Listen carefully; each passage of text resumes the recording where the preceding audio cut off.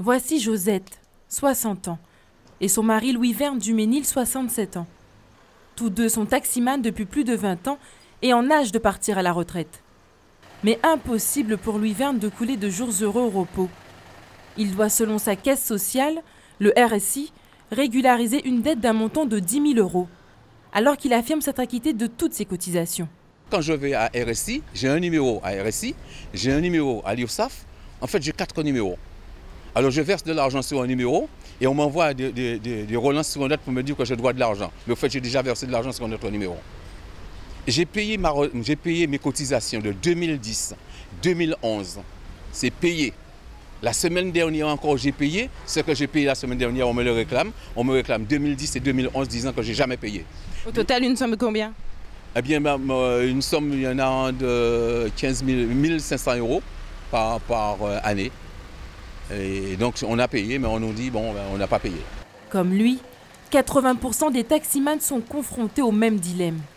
Tous ces quiproquos seraient liés à un dysfonctionnement informatique ayant provoqué un pêle-mêle où personne ne s'y retrouve. Un artisan qui se rend au RSI a vraiment des difficultés à connaître le montant exact de sa dette.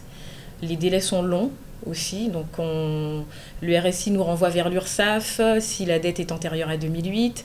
L'URSSAF nous renvoie vers le RSI.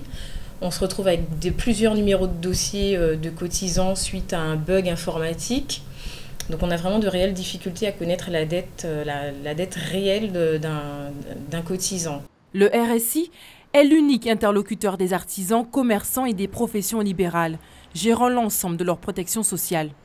Il a été conçu à l'origine pour simplifier la vie des artisans, mais le constat est tout autre. On a des difficultés à communiquer là encore, donc moi je dois me rendre pratiquement 2 à 3 fois par semaine dans les bureaux du RSI et chaque fois je vois un agent d'accueil.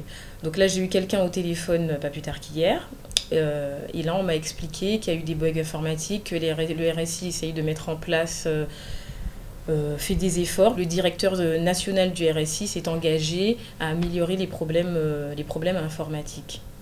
Sauf qu'il faut attendre 2014. Sauf qu'entre-temps, la dette du RSI plombe les entreprises et on risque des liquidations judiciaires à cause de cette dette. Se sentant abandonnés, les taximans entendent bien recourir à la Commission européenne si aucune issue favorable n'est accordée à leur cas.